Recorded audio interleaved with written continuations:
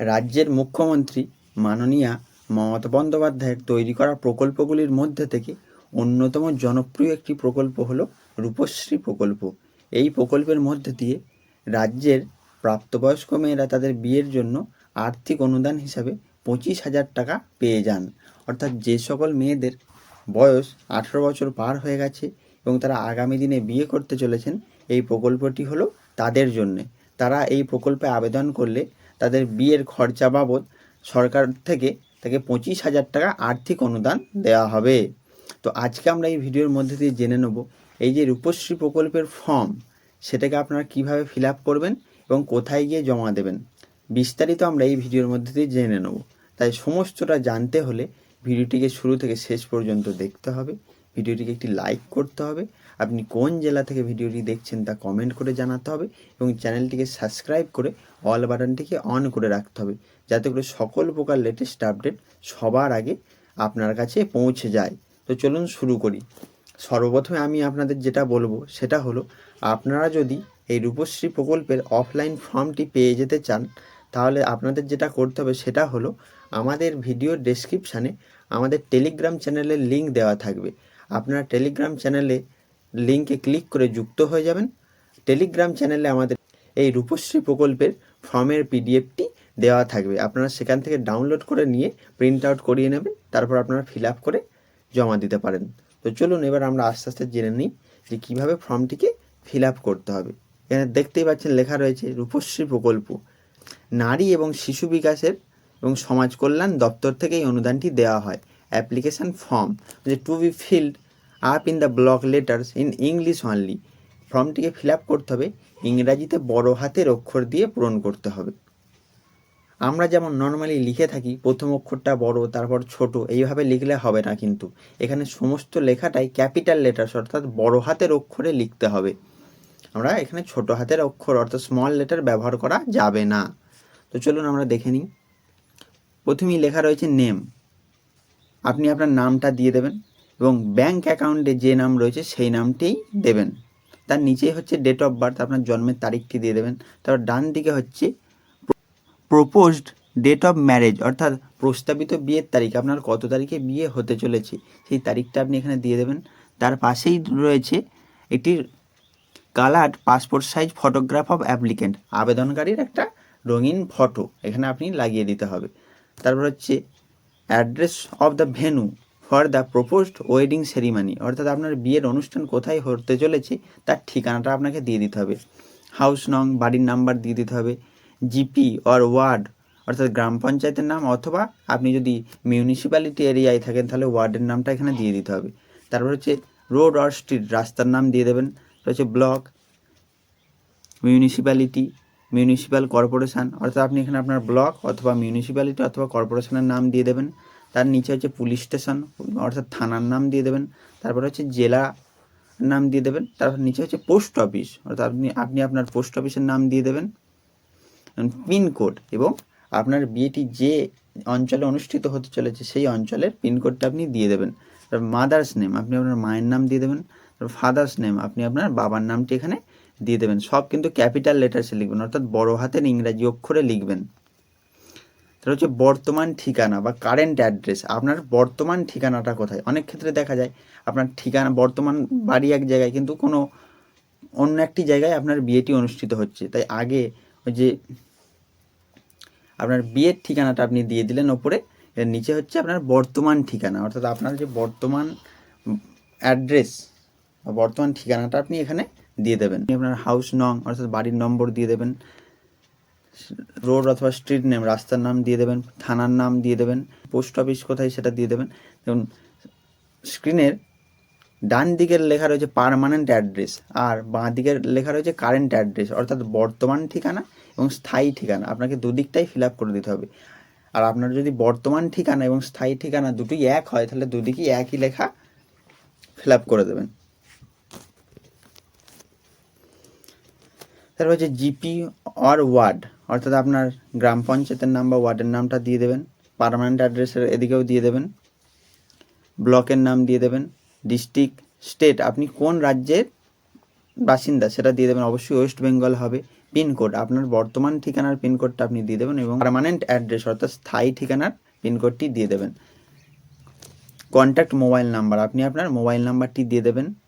তারপর হচ্ছে bank details, অর্থাৎ এখানে ব্যাংকের বিবরণ আপনাকে দিতে হবে। অ্যাকাউন্ট নাম্বারটা দিয়ে দেবেন, আইএফএসসি কোডটা দেবেন, তারপরে হচ্ছে MICR কোড, এটাও আপনার ব্যাংক পাসবুকে লেখা থাকে, ওটাও আপনি দিয়ে দেবেন। ব্যাংক নেম, ব্যাংকের নাম দিয়ে দেবেন। ব্রাঞ্চ নেম, শাখার নাম, কোন শাখায় আপনার ব্রাঞ্চটি সেটি আপনি দিয়ে দেবেন। ব্রাঞ্চ অ্যাড্রেস এবং ব্রাঞ্চের ঠিকানাটা আপনি দিয়ে দেবেন, আপনার ব্যাংকটি কোথায় অবস্থিত তার ঠিকানাটা দিয়ে দেবেন। হচ্ছে other personal information collected for the purpose of record only, শুধুমাত্র লিপিবদ্ধ করার জন্য। Tick as applicable.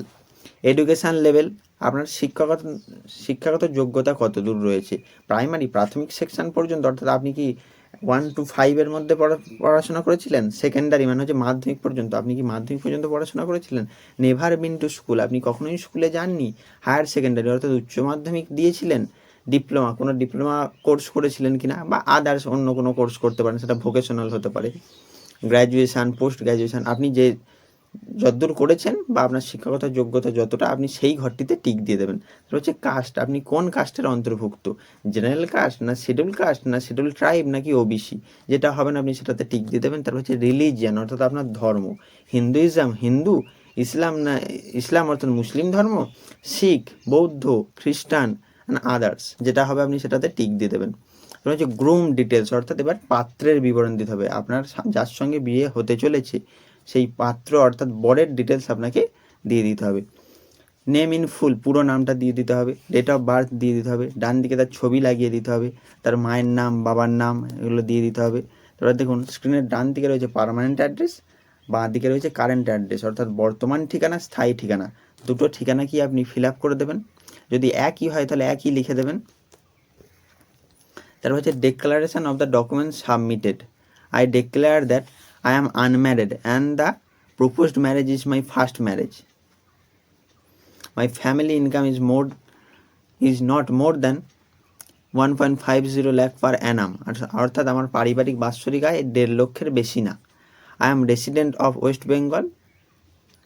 I have lived in West Bengal for 5 years. My parents are permanent resident of West Bengal. এখানে 3টি অপশান রয়েছে, যেটা ঠিক আপনি সেটাই ঠিক দিয়ে দেবেন। প্রথমটি লেখা রয়েছে I am A resident of West Bengal, আমি পশ্চিমবঙ্গের বাসিন্দা। যে I have lived in West Bengal for the last 5 years, যে আমি গত 5 বছর ধরে ওয়েস্ট বেঙ্গলে বসবাস করছি। And my parents R permanent resident of West Bengal, আমার পিতামাতা পশ্চিমবঙ্গের স্থায়ী বাসিন্দা। আপনার যেটা ঠিক মনে হবে আপনি সেটাই ঠিক দিয়ে দেবেন। And I am above 18 years old, আমি 18 বছর বয়সের ঊর্ধ্বে। তার জন্যে যে কোনো একটি নথি আপনাকে দিতে হবে, অর্থাৎ প্রমাণস্বরূপ যে আপনার বয়স 18 হয়ে গেছে তার প্রমাণস্বরূপ আপনাকে একটি তথ্য দিতে হবে। সেটা বার্থ সার্টিফিকেট হতে পারে, ভোটার আইডি কার্ড হতে পারে, আধার কার্ড হতে পারে, প্যান কার্ড হতে পারে, government registered school living certificate হতে পারে, অথবা মাধ্যমিক অ্যাডমিট কার্ড। আপনি যেটাই আপনার কাছে রয়েছে আপনি সেটা দিয়ে দেবেন এবং তার পাশে টিক দিয়ে দেবেন। এবং ধরুন আধার কার্ডটা দিলেন, তাহলে আধার কার্ডের নম্বরটি নিচে লিখে দেবেন, নিচে যে ঘরটি রয়েছে। ভোটার কার্ড দিলে ভোটার কার্ডের নম্বরটি লিখে দেবেন, বার্থ সার্টিফিকেট হলে বার্থ সার্টিফিকেটের নম্বর লিখবেন। যে ডকুমেন্টসটি আপনি দেবেন তার নাম্বারটা এখানে আপনাকে লিখে দিতে হবে। তারপর 5 নম্বরে লেখা রয়েছে I have an active bank account for which I am sole account holder, আপনার একটা নিজস্ব ব্যাঙ্ক অ্যাকাউন্ট থাকতে হবে। And page of bank account that shows account holder name, account number and bank details, ব্যাংকের প্রথম পাতার জেরক্সটি আপনি সাথে দিয়ে দেবেন। প্রুফ অফ ম্যারেজ, অর্থাৎ আপনার বিবাহের প্রমাণপত্র স্বরূপ আপনাকে যে কোনো একটি তথ্য দিতে হবে, সেটি হতে পারে ম্যারেজ ইনভিটেশন কার্ড, অর্থাৎ বিবাহের নিমন্ত্রণ কার্ড দিতে পারেন, ম্যারেজ রেজিস্ট্রেশন নোটিশ, বিবাহ নথিভুক্তকরণের নোটিশটা আপনি দিতে পারেন, এবং সেলফ ডিক্লারেশন স্বঘোষণাপত্র দিতে পারেন। যেটা দেবেন তার পাশে টিক দিয়ে দেবেন। I submitting my Aadhaar number with the following declaration, এখানে আপনি আপনার আধার নাম্বারটি দিয়ে দেবেন। তারপর বলেছে consent of Aadhaar authentication, I the holder of Aadhaar number, এখানে আপনি আধার নাম্বারটা দিয়ে দেবেন এবং নিচে দেখুন লেখা রয়েছে নেম অফ দ্য অ্যাপ্লিক্যান্ট, এখানে আপনি আপনার সিগনেচারটা করে দেবেন। একই জিনিস বাংলায় লেখা রয়েছে, যে কোনো একটা করলেই হবে, নয় বাংলারটা করবেন অথবা ইংরাজিটা করে দেবেন, তাহলেই হবে। তারপর হচ্ছে 8 নম্বরে my prospective groom is above 21 years old, আপনার যে গ্রুম অর্থাৎ স্বামী হতে চলেছে, সে যে 21 বছর বয়স তার হয়ে গেছে তার প্রমাণ হিসেবে আপনাকে একটি তথ্য দিতে হবে। সেটা বার্থ সার্টিফিকেট হতে পারে, ভোটার আইডি কার্ড হতে পারে, আধার কার্ড হতে পারে, প্যান কার্ড হতে পারে, স্কুল লিভিং সার্টিফিকেট হতে পারে, মাধ্যমিকের অ্যাডমিট কার্ডও হতে পারে। যেটি দেবেন তার পাশে টিক চিহ্ন দিয়ে দেবেন এবং তার নাম্বারটি নিচে লিখে দেবেন। এবং এখানে লেখা রয়েছে সিগনেচার অফ দ্য অ্যাপ্লিক্যান্ট, আবেদনকারীর স্বাক্ষর। এখানে আপনি আপনার সইটা করে দেবেন। এই সিগনেচার অফ দ্য অ্যাপ্লিক্যান্ট লেখার ওপরে আপনি সইটি করবেন, কখনোই নিচে সই করবেন না, ওপরে সইটি করবেন। এই হয়ে গেল ফর্ম ফিল আপ। নিচে যে ফর্মটি রয়েছে এটি লেখাই রয়েছে ফর অফিস ইউজ অনলি, বাকিটি অফিস থেকে করে দেওয়া হবে। আপনার ওই পর্যন্ত করলেই হয়ে যাবে।